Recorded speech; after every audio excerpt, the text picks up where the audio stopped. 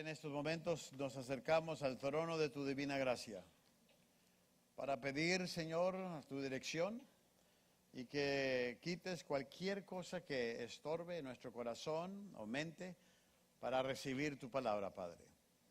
Tu palabra dice que ella no vuelve vacía, que trae su resultado, Señor, y cae en buena tierra y da fruto al 100 por uno.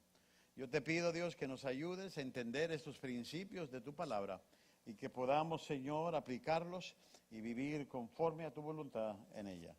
Y a ti te alabo y te glorifico en el nombre de Cristo Jesús. Amén. La semana pasada les hablé sobre el capítulo 23 de Mateo. Tocamos los primeros 12 versículos de este capítulo. Hoy mi meta es terminar del 13 al 39 todo el capítulo que estamos considerando del capítulo del libro de Mateo, del capítulo 23. Y déjenme nomás darle un repaso porque usted lo tiene ahí en su bosquejo. Amados, este capítulo lo dividí en 3 secciones, en 3 puntos, y solamente toqué, amados, el primero, la explicación a la multitud. Hablé de 3 cosas donde Jesús hace una denuncia amados, a los fariseos, a los escribas, por no llevar a cabo cómo se debe de enseñar al pueblo y acercarlo a Dios. Amado, ¿por qué? Porque los fariseos estaban más interesados en quedar bien, en presumir lo correcto, en verse bien, que llevar a la gente a un conocimiento y acercamiento de Dios. Y amados, ellos tenían algunos conceptos equivocados o falsos que Jesús reprendió de ellos. Amado, y por ejemplo, son 3 de ellos en estos 12 versículos. Ellos tenían un concepto falso de la justicia, de cómo obrar en justicia, cómo actuar en justicia. Después, ellos tenían un concepto falso del ministerio. Amado, ellos ponían carga en lugar de aliviar las cargas y que el ministerio fuera una bendición de servir, añadían carga al pueblo y carga sobre carga y lo hacían pesado. Pero también ellos tenían un concepto falso de la grandeza. Estaban muy interesados en el conocimiento y en el reconocimiento que la gente les podría dar de su persona o de lo que ellos representaban como intérpretes de la ley. Ahora vamos a entrar a los últimos 2 puntos de este capítulo 23. Y me llama la atención porque ahora voy a hablar de la misma denuncia, el punto 2, la denuncia de los fariseos. Ahora, vamos a entrar aquí en materia pesada sobre esto. Pero antes de hacer lectura, yo quiero preparar la plataforma de lo que quiero hablarles, amados, sobre este punto.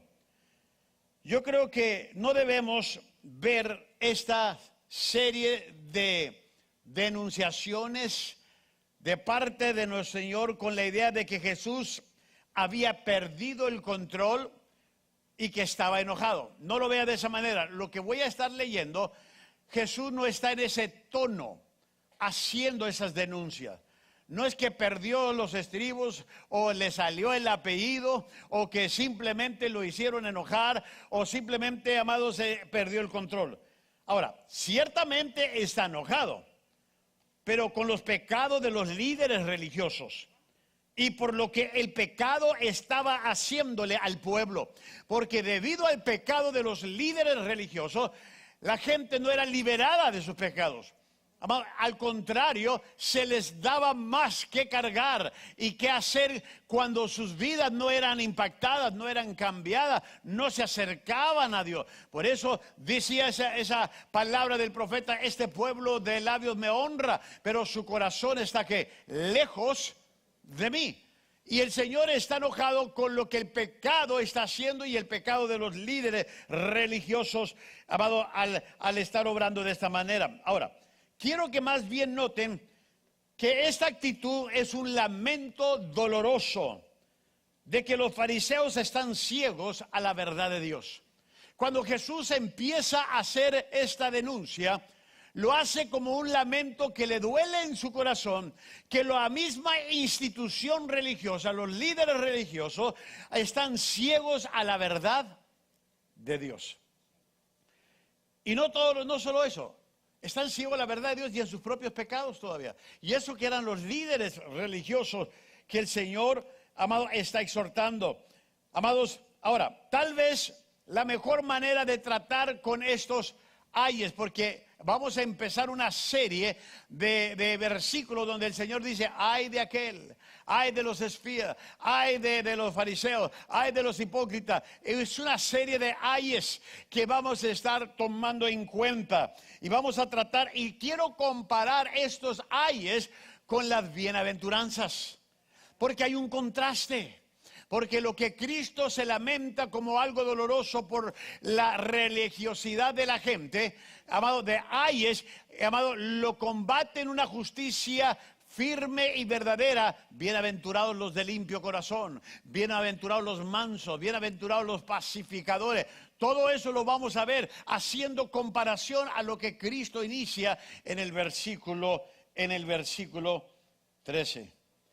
En este sermón del monte de las bienaventuranzas, el Señor describe la verdadera justicia, lo que es buscar a Dios, cómo Dios pide que cada uno de nosotros estemos preparados y buscando su rostro. Pero aquí Él describe la justicia falsa de los fariseos, pero vamos a hacer una comparación a la justicia verdadera de las bienaventuranzas. Así que voy a darles 6 comparaciones de las bienaventuranzas y los ayes que hay en esta porción del capítulo 23. Primero, vamos a encontrar algo tan sencillo. Número 1, entrando en el reino, cerrando el reino. Fíjese la contradicción. La gente quiere entrar al reino, pero alguien está cerrando el reino. Mire lo que dice el versículo 13 en adelante del capítulo 23. Y lo pone de esta manera. Ay de ustedes, maestros de la ley y fariseos. Y usa una palabra bien pesada. ¿Qué dice la palabra ahí? ¿Qué tal si alguien le dice eso a usted? Cala, ¿verdad? Y Jesús le dice, ¿sabe lo que es una hipócrita? Era un artista. Así es. No estaba jugando su papel verdadero. Un artista viene de la palabra artista, de teatro. ¿Por qué? Porque los artistas antes se ponían una máscara y hacían sus obras. Entonces, él estaba fingiendo su personalidad y tomaba otra personalidad. Entonces, no era él. Estaba tomando un papel que no era él. Bueno, eso es una hipócrita. Ahora, ¿cuántos conocen a mucha gente que son bien artistas en su casa? Para que no se ofendan. Que hacen unos papelitos que simplemente están listos para el Oscar. Y le damos a Oscar Galán si gusta. Okay. Y dice, ay de ustedes, maestros de la ley y fariseos, hipócritas. Y miren lo que dice, le cierran a los demás el reino de los cielos y ni entran a ustedes ni dejan entrar a los que intentan. That's heavy. Por eso dije, abriendo entrando en el reino, cerrando el reino. Hay gente que quiere entrar, pero mira, ustedes los religiosos ni entran ni dejan entrar. Ahora, ¿cómo vamos a comparar esto a las bienaventuranzas? Simplemente, ahí se lo puse, Mateo 5.3. ¿Qué dice Mateo 5.3? Bienaventurados los pobres en espíritu, porque de ellos es el reino de los cielos. El reino está establecido para aquellos que buscan de verdad con un espíritu contrito y humillado el reino de los cielos. Pero hay fuentes religiosas que detienen la apertura de esa entrada. Ahora, los pobres en espíritu entraban al reino, pero los orgullosos en espíritu les evitaban a entrar y aún evitaban que otros entraban. Una persona orgullosa, religiosamente hablando, evita que una persona o otra persona que quiera buscar, que quiera conocer a Dios, que quiera conocer los principios, le estorbe a esa persona. El verbo griego, nos indica que hay una persona que trata de entrar y no pueden. Es un mal muy grande el evitarse uno mismo entrar. Mire, cuando una persona evita solo por excusas que pone entrar en el reino, eso es un mal muy grande, pero es peor el no dejar entrar a alguien más.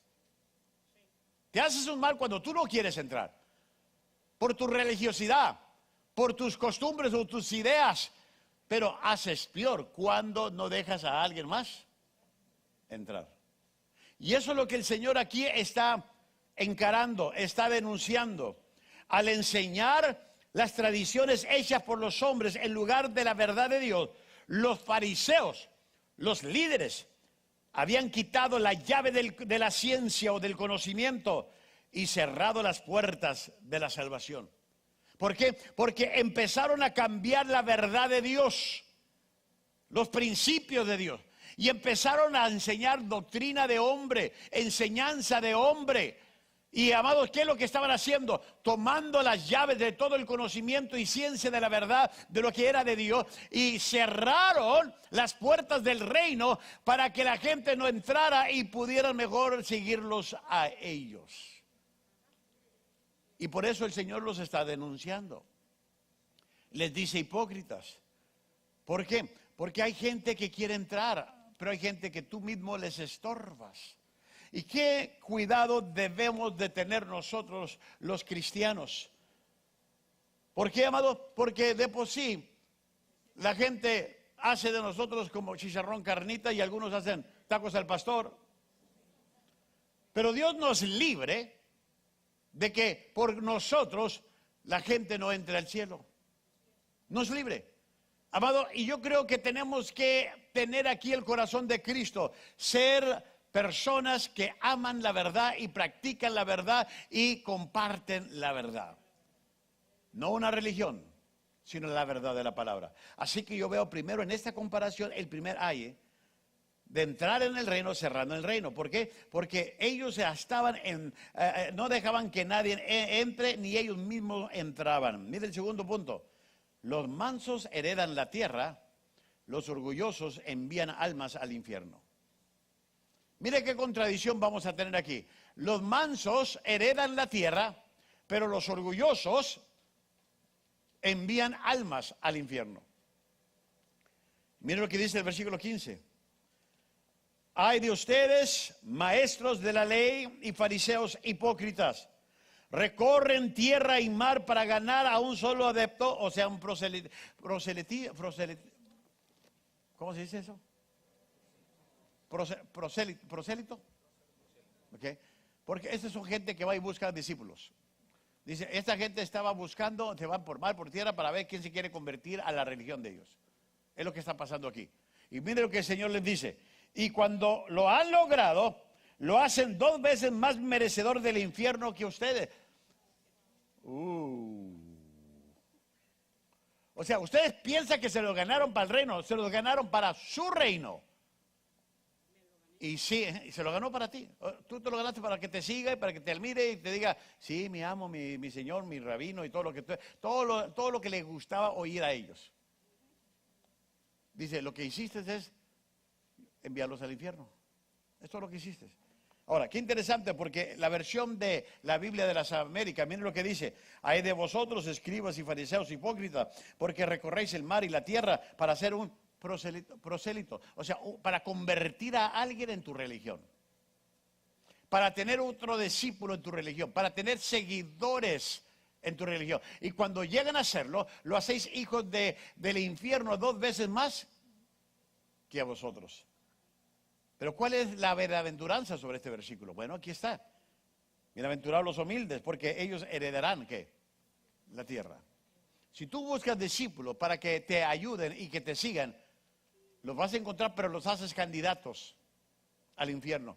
Pero la Biblia dice que los humildes, la gente que en verdad tiene un corazón de buscar de Dios, no al hombre religioso, no al hombre que está enfrente o a la persona que está a tu lado, dice, ellos van a heredar la tierra. Ellos van a heredar todo lo que contiene en este reino. Ahora, esta palabra prosélito viene de la palabra griega y se refiere a un convertido a una causa.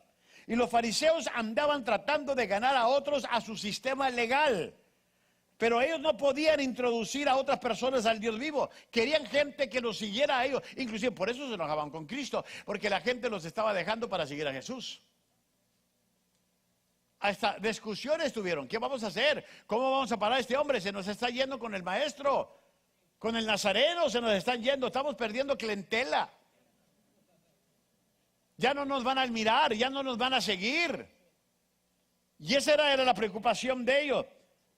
En lugar de salvar almas, los fariseos estaban condenando las almas, porque no les estaban ofreciendo una esperanza, no les estaban ofreciendo una paz, una vida eterna. Le ofrecían un sistema religioso legalista.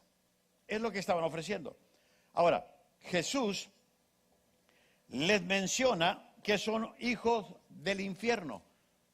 En la versión del 60 dice: los hacen 2 veces merecedores del infierno, los hacen hijos del infierno. Esto equivale a hijo del diablo, que es lo que Jesús llamó a los fariseos.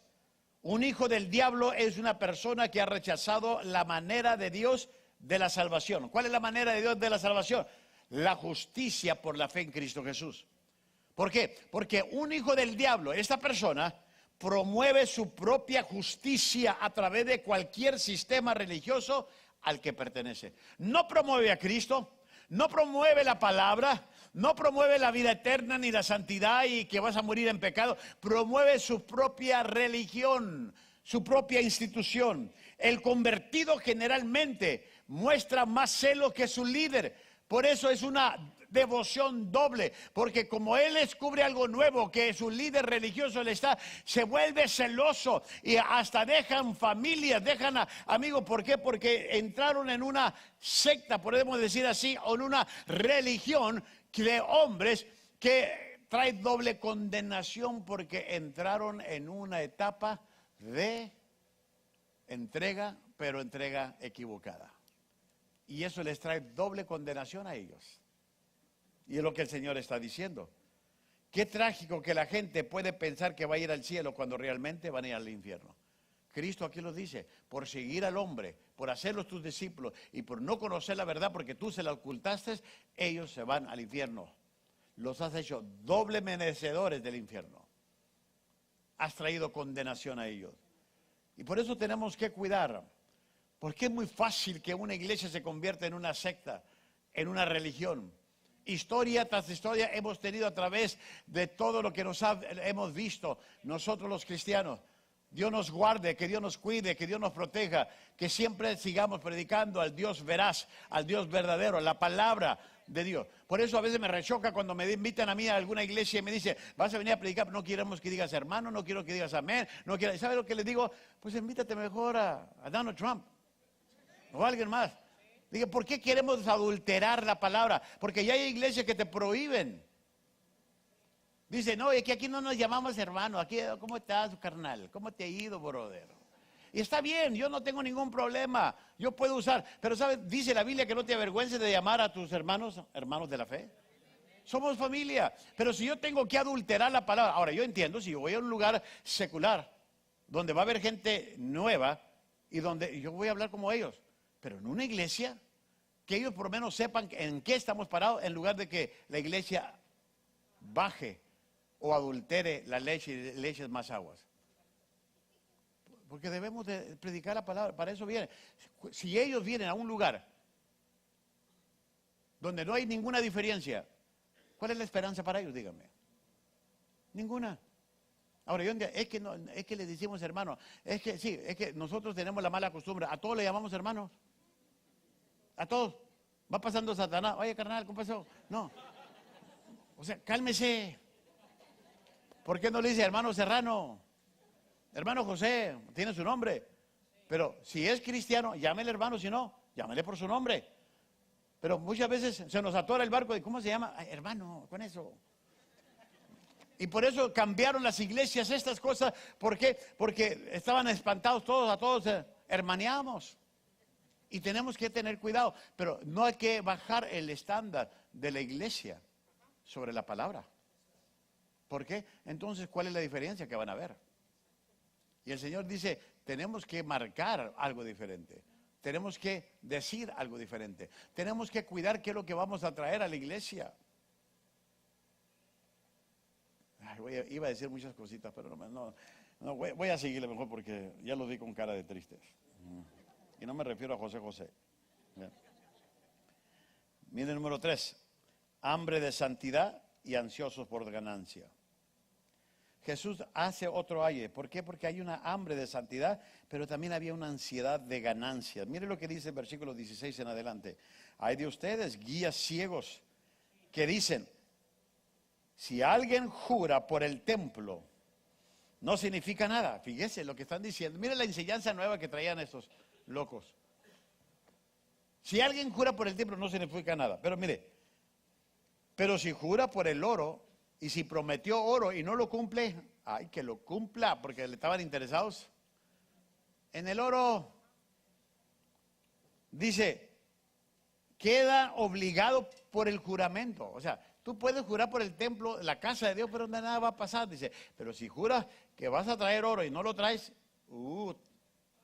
bad boy, what you gonna do? Te va a ir mal.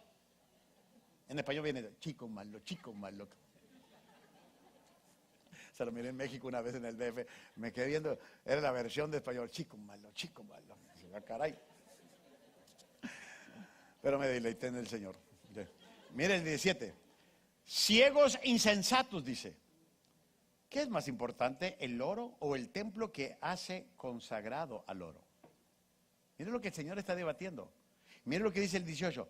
También dicen ustedes, si alguien jura por el altar, no significa nada. Es lo que dicen ustedes, Jesús le dice a los fariseos. Pero si jura por la ofrenda que está sobre él, queda obligado por su juramento. O sea, si jura que iba a traer una ofrenda, no la trae. Chico malo, chico malo. ¿Okay? Y luego el Señor le dice, ciegos, ¿qué es más importante, la ofrenda o el altar que hace sagrada la ofrenda? Por lo tanto, el que jura por el altar, jura no solo por el altar, sino por todo lo que está sobre él.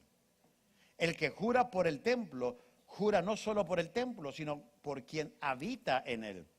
Y el que jura por el cielo, jura por el trono de Dios y por todo lo que lo ocupa.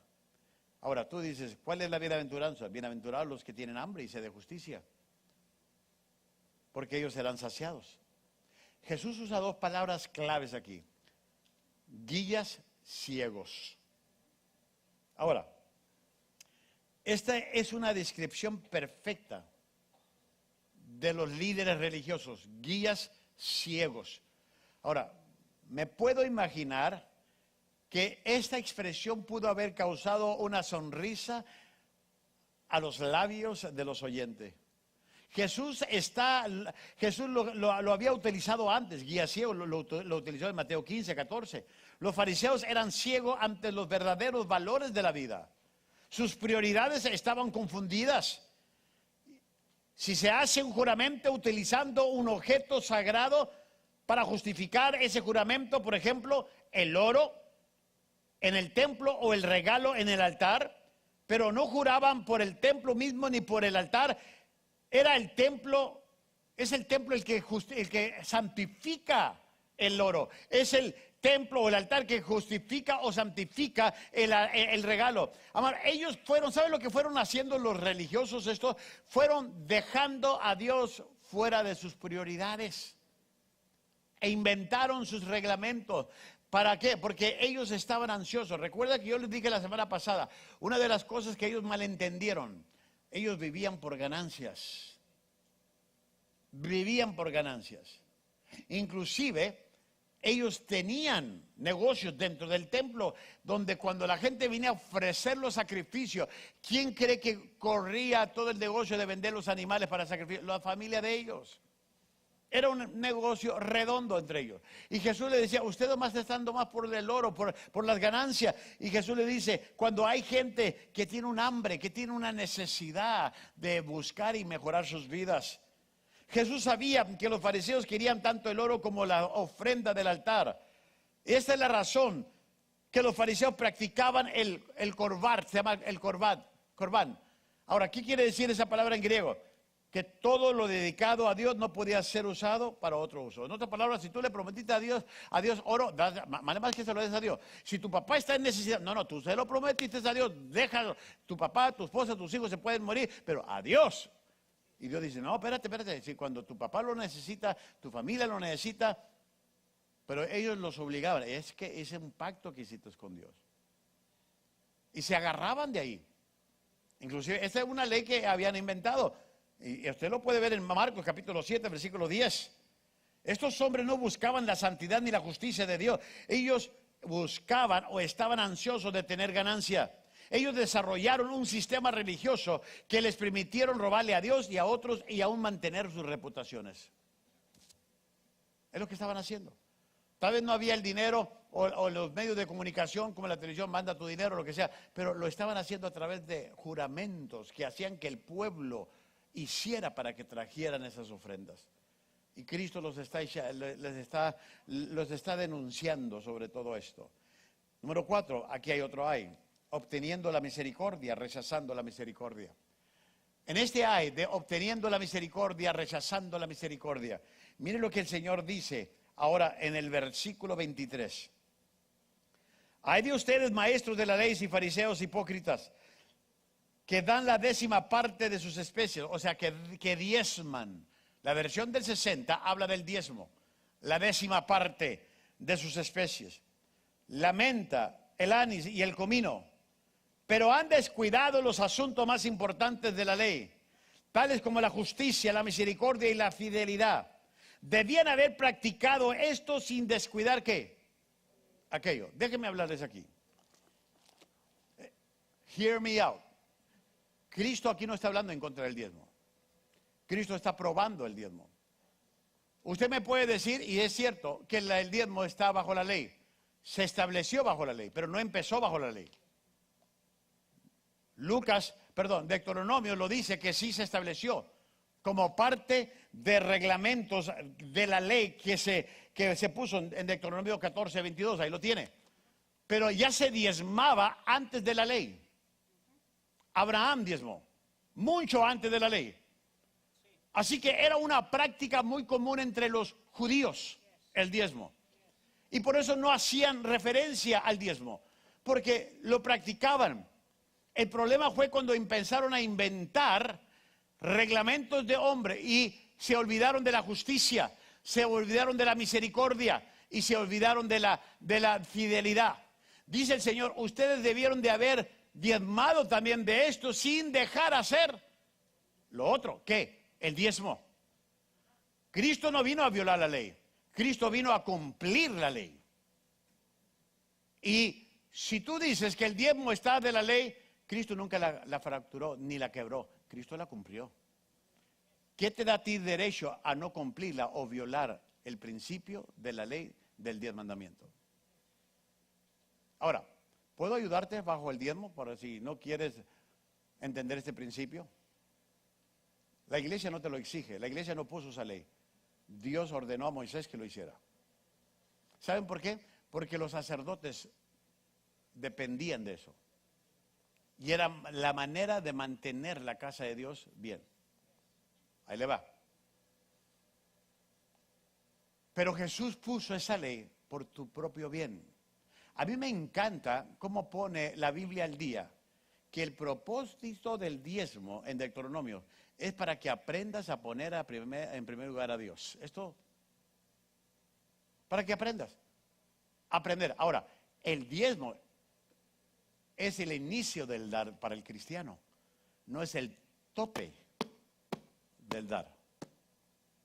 ¿Con qué empieza el cristiano a dar? Con el diezmo. De ahí para arriba, el cristiano puede dar.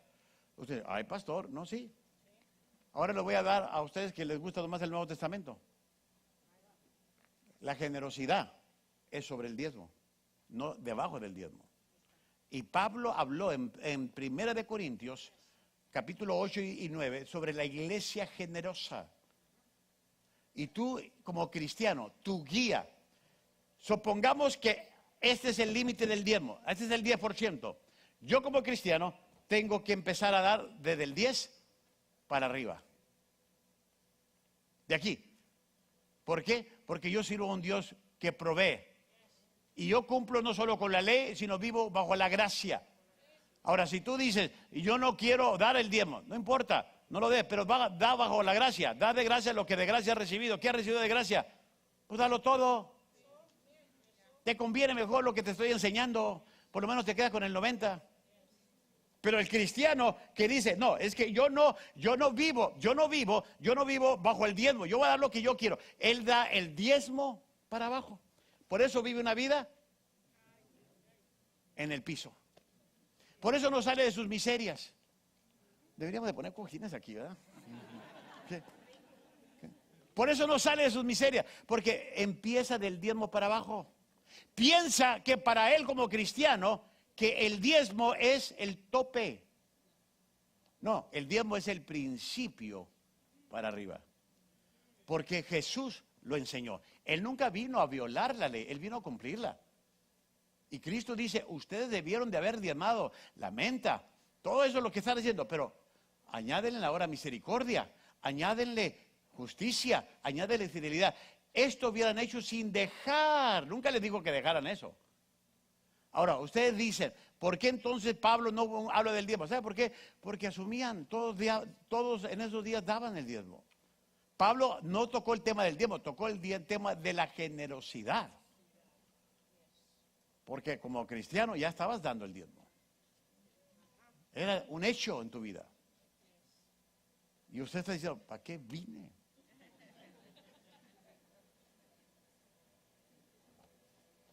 Voy a aclararles algo.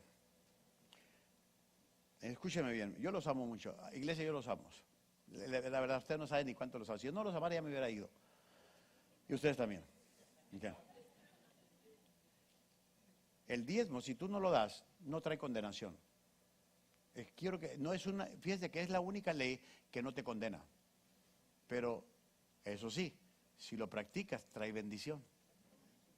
Así que tú decides si quieres bendición o no. O sea, no te va a condenar, ni te vas a ir al infierno porque no diezmas. Porque no, es la única parte en la ley que no condena. Todo lo demás, todas las leyes que quebrantas, si condenan, trae consecuencias. Pero si lo practicas, trae bendición. Porque el mismo Dios lo dice en Malaquías, probarme ahora en esto. A ver si no abro las ventanas de los cielos y derramo sobre ustedes bendición hasta que sobre, me encanta esta palabra y la divido siempre, que sobre y abunde. Y dice el siguiente versículo, y reprenderé al devorador. O sea, que si tú no lo entregas a Dios, el devorador te lo va a quitar. Por eso vives con el cheque de la próxima semana. ¿Vamos bien? No creo que voy a terminar hoy. Vámonos más rápido. ¿Me aman? Apacienten los diezmos. Digo, apacienten mis ovejas. Perdón, hermano, se me dispoteó. Número 5, puros de corazón, profanando el corazón. Mira el Señor cómo trata este punto. Ay de ustedes, maestros de la ley y fariseos, hipócritas, limpian el exterior del vaso y del plato, pero por dentro están. Ahora, no entienden que es un plato así. Se usaban vasos y se usaban platos hondos. El Señor está hablando de ese tipo. Dice, lo limpian por dentro, pero por dentro está lleno de robo y de desenfreno. Fariseos ciegos. Limpia primero por dentro el vaso y el plato y así quedarás limpio también por fuera. Hay de ustedes, maestros de la ley, fariseos, hipócritas, que son como sepulcros que... Ay, Señor, como... He was in a row. Por fuera lucen hermosos, pero por dentro están llenos de huesos de muertos y de... Así también ustedes, por fuera dan la impresión de ser justos, pero por dentro están llenos de hipocresía y de maldad. Y el Señor dice, voy a contrarrestar esta limpieza, esta santidad. En Mateo 5:8, bienaventurados los de limpio corazón, porque ellos, ¿qué? Verán a Dios. Mire, Jesús usa dos ilustraciones, del vaso y del plato, y luego de los sepulcros blanqueados. Y estas dos ilustraciones dicen la misma verdad. Es posible estar limpio por fuera y a la vez sucio por dentro. A ver, ¿sabe lo que va a pasar? Si usted agarra un plato sucio y le echa su alimento, ¿qué cree que va a pasar? Se va a ensuciar todo su alimento. O sea, usted dice, por fuera está limpio. ¿Cuántos no hemos regresado platos, vasos, tenedores en un restaurante porque está ¿qué? Sucio? ¿Por qué no lo aceptó? Porque usted va a decir, no, qué asco. Bueno, Jesús está dando ese ejemplo. Porque se tiene que limpiar por dentro todo. La vida misma se tiene que limpiar por dentro. ¿Por qué? Porque ellos estaban más interesados en la imagen, que la gente los viera, cómo estaban de religiosidad y cómo se portaban, cómo alzaban la mano, cómo tiran todas las muecas y los movimientos, pero Dios estaba viendo el corazón de ellos. El pueblo judío era muy cuidadoso de no tocar cuerpos muertos, no los tocaban, por eso los envendaban. O en cierto día que se estaba acercando la Pascua, ellos iban y empezaban a blanquear, a pintar de blanco los sepulcros para darle una apariencia de limpieza. Pero ¿qué había debajo de ese sepulcro? ¿Qué había debajo o dentro de él? Había muertos que olían. Y el Señor reprende esto. Por eso, amado, dice, lo que tienes que cuidar es lo que sale del corazón. Es lo que está en tu corazón. Por eso dice la Biblia, sobre toda cosa guardada, guarda tu corazón porque de él que mana la vida. De ahí sale, de ahí bota todo lo que hay. Dice el Señor, si vas a limpiar tu vida, no empieza con tus vestimentas, no empieza con tus lentes, ni la manera en que te peinas, te vistes, lo que sea. Empieza con el corazón. ¿De qué te sirve limpiar por fuera cuando por dentro no estás limpio? Vas a volver a lo mismo. Por eso mucha gente dice, ay, que no nos vea el pastor. Que no nos vea un hermano de la iglesia. ¿Por qué? Porque sabemos que nos falta trabajo por dentro. Porque aquí podemos portarnos de una manera. Pero afuera seríamos otra. Hay que limpiar. Y fíjate, cuando limpiamos por dentro, no tenemos que andar cuidándonos. Porque siempre vamos a dar testimonio de lo que Dios hizo. Me gusta lo que dijo D. Moore, un gran predicador. Si yo cuido de mi carácter, mi reputación se cuidará por sí misma. Póngase a pensar en esa frase. Si yo cuido de mi carácter, mi reputación se cuidará por sí misma. Los fariseos vivían por la reputación y no por el carácter. Déjeme irme a otro. Y nomás voy a leerle aquí y después voy a dar unas explicaciones rapidito. Pero mire lo que dice aquí, en el punto 6, otro aye. Los pacificadores y los perseguidos son hijos de Dios. Los que persiguen son hijos del diablo. Los pacificadores y los perseguidos son hijos de Dios. Los que persiguen, lo que te hacen la vida de cuadritos, son hijos del diablo. Y miren lo que dice la palabra basado en estos versículos 29 en adelante. Hay de ustedes, maestros de la ley y fariseos, hipócritas, construyen sepulcros para los profetas y adornan los monumentos de los justos. Y dicen, si hubiéramos vivido nosotros en los días de nuestros antepasados, no habríamos sido cómplices de ellos para derramar la sangre de los profetas.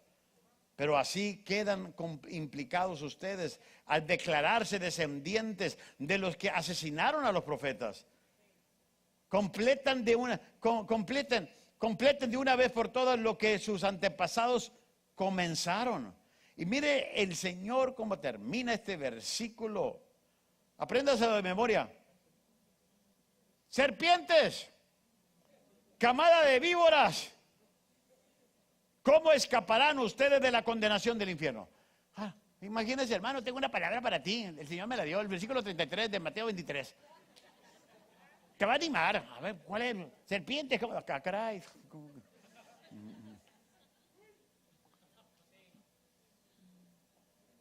Y no estamos hablando de anaconda todavía aquí. Pero mira lo que dice las bienaventuranzas. Bienaventurados los que procuran la paz, pues ellos serán llamados hijos de Dios. Bienaventurados aquellos que han sido perseguidos por causa de la justicia, pues de ellos es el reino de los cielos. Bienaventurados seréis cuando os insulten. ¿Te han dado carrera en la iglesia? ¿O alguien por tu fe, por tu comportamiento? Y persiguen y digan todo género de maldad contra vosotros falsamente por causa de mí. Regocijaos y alegraos. Ahora, ¿cómo te vas a regocijar que alguien te está dando carrilla? Pero aquí dice, regocijaos y alegraos, porque vuestra recompensa en los cielos es grande, porque así persiguieron a los profetas que fueron antes de vosotros. Mire, cuando Jesús llamó a los fariseos serpientes, generación de víbora, camada de víbora, Él está identificándolos con Satanás porque Él es la serpiente. Él es la serpiente. Y en su parábola de la cizaña, Jesús hizo claro que Satanás tiene una familia. Satanás era un asesino y mentiroso, y sus hijos siguen su ejemplo. Los fariseos eran mentirosos y eran asesinos. ¿Usted cómo? ¿A quién estaban matando? Mire, amados, era una tradición de los judíos, o de los fariseos, perdón, construir, mejorar y embellecer las tumbas de los mártires, de sus antepasados. Y Jesús aquí les está echando en cara, sus padres quienes mataron, fueron sus padres quienes mataron a todos esos profetas, a los que ustedes van y cuidan las tumbas, sus padres. Ahora, no habla del padre biológico, sino padres espirituales, todos los religiosos que mataron a esos profetas. Dice, ustedes están cuidando tumbas de muertes que sus mismos padres causaron. A ustedes los hacen cómplices. De ahí sale el versículo de primera de Abel 2:5, tanto mata el que peca el que mata la vaca como el que le detiene ¿qué? La pata. Eran los mismos religiosos ahora, porque estos mismos religiosos, ahí le va, se encargaron de Juan el Bautista. Estos mismos religiosos se encargaron de Jesús. Estos mismos religiosos, si usted los ve en la iglesia primitiva, son los que están contrarrestando a la iglesia primitiva. Y están acá venerando a los profetas. Dice Jesús, no, si fueron sus mismos padres, no biológicos, sus padres espirituales, los religiosos que hicieron todos estos daños. Ustedes, por eso les digo, camada de víbora, son hijos del diablo ustedes. Derramaban sangre en el nombre de la religión. Y Jesús se lo está diciendo. El primer mártir registrado en las escrituras del Antiguo Testamento fue Abel, capítulo 4 de Génesis. Tenía que ser pobrecito Abel. El último registrado fue el profeta Zacarías. El último del Antiguo Testamento estoy hablando. En segunda de Crónicas, capítulo 24. El último mártir. Ahora le voy a decir. No, dice, ¿por qué el último mártir? Si la Biblia no termina en Crónicas. La Biblia hebrea termina en segunda de Crónicas y no en Malaquías. Nuestra Biblia termina porque la pusieron en orden, en orden cronológico del tiempo de Cristo para acá. Porque el último profeta que no fue muerto, amado, fue Malaquías. Y pasaron, amados, 700 años de ahí para que Cristo viniera. Pero el último libro en la Biblia hebrea es Segunda de Crónicas. Es Segunda de Crónicas. Y Jesús está hablando de ello. Ahora, ¿cuál será el resultado de la larga historia de asesinato? Una terrible sentencia. Jesús les dijo a esta generación, la generación de víboras, camada de víboras, que estaban probando la ira de Dios por todo lo que estaban haciendo. Y mire, al repasar estos ayes, que el Señor dice, ay de aquel, ay fariseos, simplemente está Jesús, está Él expresando un lamento doloroso por la ira de Dios que viene sobre ellos. Y que Dios, por eso ese refrán, sí, checa, nos haga reconfesados. Porque, amados, si tú y yo no vivimos la palabra como debemos de vivirla, ay de nosotros. Porque tenemos que darle cuenta a Dios. Por usar la palabra como un pretexto para desviar a mucha gente de la verdad. Y últimamente, en este siglo se han levantado. ¿Se acuerdan de José Luis, el llamado el Cristo, el 666, el anticristo? Acaba de morir. Bueno, hace que 2 o 3 años atrás, o 5. Él se decía, y engañó a mucha gente. Y prohibió a mucha gente que entrara al reino. Él mismo no entró, pero estaba estorbando a otras gentes. Hay de nosotros ser piedras de tropiezo, y por eso tenemos que cuidar nuestra vida espiritual. Y que la gente quiera buscar a Dios y conocer más de Dios porque ve tu vida. No porque dice, wow, este amigo sí es bien espiritual, bien perrón, habla bien suave. No. Porque ve tu vida. Por sus frutos los conoceréis. Vámonos al último punto. Ya con esto termino. El último punto de lo que el Señor aclara en el capítulo 23 es el lamento sobre Jerusalén. Mira el versículo 37 al 39. Jerusalén, Jerusalén, que matas a los profetas y apedreas a los que se te envían. ¿Cuántas veces quise reunir a tus hijos, como reúne la gallina a sus pollitos debajo de sus alas? ¿Pero qué? Pero no quisiste. ¿Cuántas veces Dios les da oportunidad para que tú te acerques a Él? Y no quieres. Le batallas, te cuesta. Luego dice el versículo 38, pues bien, la casa de ustedes va a quedar abandonada. Y les advirtió que ya no volverán a verme hasta que digan, bendito el que viene en el nombre del Señor. Jesús habló estas palabras de Lamentaciones como una expresión sincera de su amor por Jerusalén. Los líderes religiosos y nacionales habían sido culpables de tantos crímenes repetidos al rechazar a los mensajeros, porque cada mensajero que Dios mandaba, los mataban. Porque no querían escuchar esa palabra. No querían escuchar. Y el Señor hace un hincapié en dos frases interesantes del versículo, 37. ¿Cuántas veces quise o cuántas veces intenté, como la gallina quiere hacerlo con sus polluelos, pero y lo dice, y ustedes no quisieron? O sea, demostrando el amor hacia su pueblo, hacia su gente.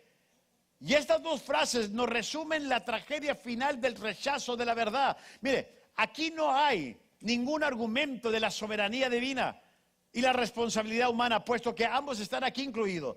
Dios no puede obligar la salvación a su pueblo, pero tampoco cambiará las consecuencias de su terco rechazo. Escuche bien, si tú no quieres la salvación, de lo que está diciendo, porque cuántas veces quise, no quisiste, yo no te puedo obligar que seas salvo, pero tampoco voy a cambiar la historia de las consecuencias por tu rechazo a mi palabra. Y eso es lo mismo que se aplica en nosotros, inclusive ya vengan preparados los músicos. ¿Por qué? Porque la palabra se les está predicando. Y si ustedes no quieren, el Señor le va a decir, ¿cuántas veces no te di la oportunidad? ¿Cuántas veces no te hablé? ¿Cuántas veces no te mandé a un fulano de tal, a un líder de la iglesia, a alguien que orara por ti al hospital? Yo te hablé. La salvación no te la puedo obligar, pero no voy a cambiar la consecuencia por haber rechazado y por tu terco corazón, que te vas a destinar al infierno. Porque tú quisiste, no porque yo quise. ¿Cuántas veces quise y no quisiste? Por eso tú y yo, va a decir, es que yo no me di cuenta. No, sí te diste cuenta. Porque cuando, mire, el no decidir es decidir. El decir, la pienso, ya decidiste. Ya decidiste. No, pues, I want to buy time. No que time ni que nada, que tus narices, ni que eso. No, decidiste. Ya decidiste. O sea, no puede haber de que un lugar en stand-by o de espera. Dice el Señor, ¿cuántas veces quise y no quisiste? Quise y no quisiste. ¿Qué nos cuesta servir al Señor? ¿Qué nos cuesta estar amparado bajo las alas del Omnipotente? ¿Qué dice el Salmo? El que habita bajo la sombra del Omnipotente, ¿qué pasará? Morará. ¿Qué? Bajo la sombra de ese Dios. Pero a veces no queremos. Nomás queremos cuando estamos en apuro, Señor, socórreme, ayúdame. ¿Cuántas veces quise y no quisiste? Esta imagen que se da de la gallina queriendo cubrir a sus crías es familiar. Samuel la usó. Samuel en su discurso final la usó en Deuteronomio 32 y la usó. Dice, siempre los quise cubrir como la gallina cubre a sus polluelos. Y se encuentra en otras partes del Antiguo Testamento, en Ruth capítulo 2, versículo 12, Salmos 17, 8, el Salmo 37, 36, 7, y el capítulo 91 de los Salmos 4. ¿Sabe cuando dice cuántas veces quise? Es una imagen del amor, del cuidado y el deseo de morir para proteger a otros. Dice el Señor, quise, lo hice, te extendí mis alas que me fui al Calvario, es todo. Pero aún así tú no quieres. Amados, La Biblia lo dice claramente en Juan, que a los suyos vino, pero los suyos no lo recibieron. ¿Cuántas veces quise, pero no quisiste? Jesús le dejó a la nación y ahora a nosotros una promesa. ¿Sabe cuál es esa promesa? Que un día va a regresar. Que un día va a regresar. Porque les dijo a ellos, ya no me vas a volver a ver hasta que me digan, aquí viene, aquí viene. El que viene montado en el cordero, hablando de que iba a entrar, iba a ser su entrada triunfal. Pero también, créanlo, ya no lo vamos a volver hasta que venga otra vez por nosotros. Él va a regresar como Rey de Reyes y Señor y Señor. Nos conviene. Amados, no nos dejemos engañar. Sea un aplicante de la palabra, sea un hombre espiritual, no una persona que se cree espiritual, una persona que en verdad por sus frutos demuestra el carácter de Cristo, que demuestra que en verdad Jesús reina en su corazón y que su vida está siendo cambiada. No somos perfectos, pero amados, hay que mejor andar en esta búsqueda de todos los días que aparentar religiosidad. Porque aquí nadie puede decirme, y me incluyo entre ustedes, que no necesitamos más de Dios. Todos los días necesitamos más de Dios. Póngase de pie. ¿Aprendió algo? ¿No va a recitar ese versículo de 23-33 a alguien? No, ¿verdad? Dios nos guarde, que Dios nos ayude a ser el hombre y la mujer conforme a su corazón. Es todo. Conforme a su corazón. Padre, te doy gracias por la enseñanza de tu palabra, porque nos has abierto las cosas y los ojos a una nueva dimensión de tu relación con nosotros. A ti no te interesa una religión, te interesa una relación, una realidad de nuestra vida contigo. Yo te pido que nos perdones si hemos presumido de lo que no somos. Que nos perdones si hemos caído en un espíritu de orgullo como los fariseos y escribas, al condenar a otros débiles, al condenar a otras personas que necesitan de ti. Perdónanos, Padre, ayúdanos, que podamos tener tu corazón, tu mente, y que podamos ser ejemplo a los demás. En el nombre de Cristo Jesús. Yo te voy